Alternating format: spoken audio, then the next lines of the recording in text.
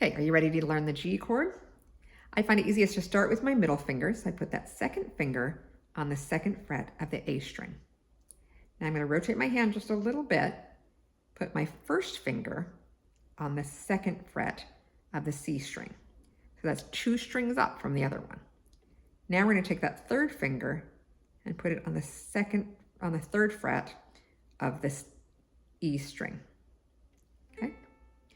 So second finger, second fret of the A, first finger on the second fret of the C string, and then the third finger on the third fret of E.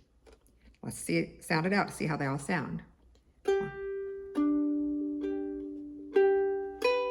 Are they all ringing out nicely?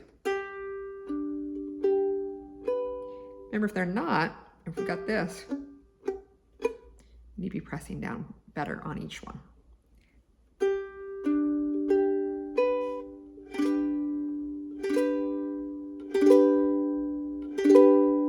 And that's our G string.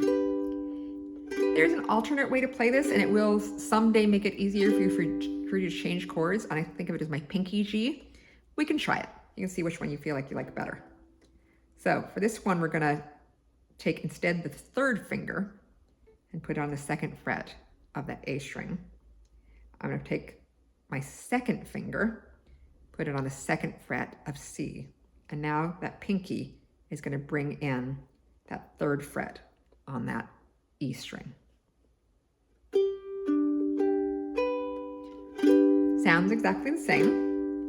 Might be easier to do, might be harder to do. Some of us are just a lot less coordinated with our pinkies, but one of the things that's going to make us easier for us to do is switching to other chords is easier when I've got this finger floating out here and I'm just dealing with the pinky there. So play with it if you want to. If that's adding way too much complication for you, let's stick to the original. So middle finger, second fret of the A. First finger, second fret of the C. Third finger, third fret of the E string. And that's a G major chord.